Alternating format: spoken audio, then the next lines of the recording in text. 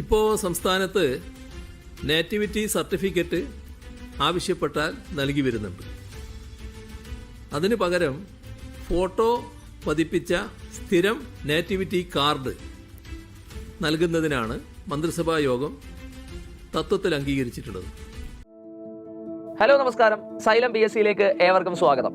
അപ്പോൾ നമ്മൾ ഈ കഴിഞ്ഞ ഡിസംബർ 24 നടന്ന മന്ത്രിസഭാ തീരുമാനങ്ങൾ പത്രസമ്മേളനം നടത്തി മുഖ്യമന്ത്രി അറിയിച്ചപ്പോൾ അതിന് അദ്ദേഹം ഒരു പ്രത്യേക കാര്യം പറഞ്ഞിട്ടുണ്ടായിരുന്നു. കേരളത്തിന് സ്വന്തമായിട്ട് ഒരു തിരിച്ചറിയൽ കാർഡ് വരാൻ പോവുകയാണ്, നേറ്റിവിറ്റി കാർഡ്.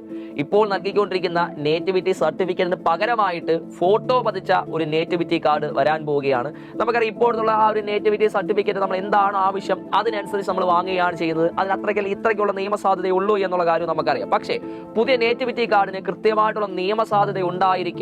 പല സർക്കാർ ആവശ്യങ്ങൾക്ക് വേണ്ടിയിട്ട് ഇതെന്താണ് ഉപയോഗിക്കാവുന്നതാണ് എന്ന് പറഞ്ഞ ഒരു ദീർഘകാലത്തേക്ക് തന്നെ ഉപയോഗിക്കാൻ പറ്റുമെന്നും അദ്ദേഹം പറയുകയും ചെയ്തിട്ടുണ്ടായിരുന്നു.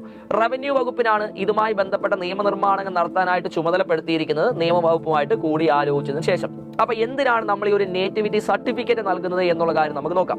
നമ്മൾ ഒരാള് കേരളത്തിൽ തന്നെ ജനിച്ച് ഇവിടെ തന്നെ സ്ഥിരതാമസമാക്കിയിട്ട് ഒരാളാണ് എന്ന് അറിയിക്കുന്നതിന് വേണ്ടിയിട്ടുള്ള രേഖയാണ് എന്നത് പറഞ്ഞ് ഈ പറഞ്ഞ നേറ്റിവിറ്റി സർട്ടിഫിക്കറ്റ് എന്ന് പറഞ്ഞ് തദ്ദേശ സ്വയംഭരണ സ്ഥാപനങ്ങൾ മുഖാന്തരമാണ് ഇത് നമുക്ക് എന്ത് ചെയ്യുന്നത്, വിതരണം ചെയ്യുന്നത്. പക്ഷെ ഒരു കാര്യം, ഈ നേറ്റിവിറ്റി സർട്ടിഫിക്കറ്റ് നമ്മൾ കൊടുക്കുന്നത് സാധാരണഗതിയിൽ ജനന സർട്ടിഫിക്കറ്റ് ഇല്ലാത്തവർക്കാണ്. നേറ്റിവിറ്റി സർട്ടിഫിക്കറ്റ് എന്ത് ചെയ്യുന്നത് നമ്മുടെ തദ്ദേശ സ്വയംഭരണ സ്ഥാപനങ്ങൾ വഴി നൽകിക്കൊണ്ടിരിക്കുന്നത്.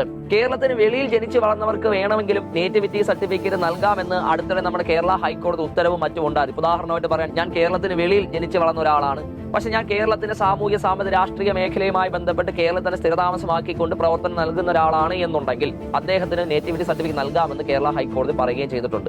പല വ്യവസ്ഥകൾക്ക് വിധേയമായും ഈ പറയുന്നതിനോട് നേറ്റിവിറ്റി സർട്ടിഫിക്കറ്റ് നൽകാറുണ്ട്. ഉദാഹരണമായിട്ട് പറയുകയാണെങ്കിൽ, ഇപ്പൊ എന്റെ മാതാപിതാക്കൾ കേരളത്തിൽ തന്നെ ജനിച്ചു വളർന്ന ആൾക്കാരാണ്, പക്ഷെ ഞാൻ ജനിക്കുന്ന കേരളത്തിന് വെളിയിലാണെങ്കിലും എനിക്ക് നേറ്റിവിറ്റി സർട്ടിഫിക്കറ്റിന് വേണ്ടി അപേക്ഷിക്കാവുന്നതാണ്.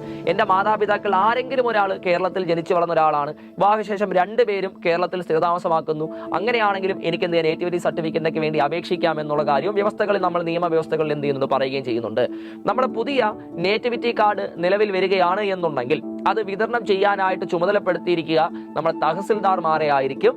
അതിനുള്ള ഒരു ഉത്തരവാദിത്തം ഉണ്ടായിരിക്കുക. ഇതുമായി ബന്ധപ്പെട്ട നിയമനിർമ്മാണങ്ങൾ നടന്നുകൊണ്ടിരിക്കുകയാണ്. ഒരുപാട് ആശങ്കകളും മറ്റു കാര്യങ്ങളും ഇതിന് പിന്നിലുണ്ട്. എന്നിരുന്നാൽ തന്നെയും അതിന്റെ കരട് നിർമ്മിച്ചതിന് ശേഷം മന്ത്രിസഭയുടെ അംഗീകാരമൊക്കെ ലഭിക്കുമ്പോൾ നമുക്കറിയാം എങ്ങനെയായിരിക്കും നമുക്ക് കേരളത്തിന് സ്വന്തമായിട്ടുള്ളൊരു ഒരു തിരിച്ചറിയൽ രേഖ നിലവിൽ വരിക എന്നുള്ളത് നമുക്ക് നോക്കാം. ദേശീയ തലത്തിൽ തന്നെ നമുക്കിപ്പോൾ വിവിധ തരത്തിലുള്ള തിരിച്ചറിയൽ രേഖകളും മറ്റു കാര്യങ്ങളും ഉണ്ട്. അതിന് ബദലായിട്ട് കേരളത്തിന് സ്വന്തമായിട്ട് ഒരു തിരിച്ചറിയൽ രേഖ വരാൻ പോവുകയാണ്, നേറ്റിവിറ്റി കാർഡ്.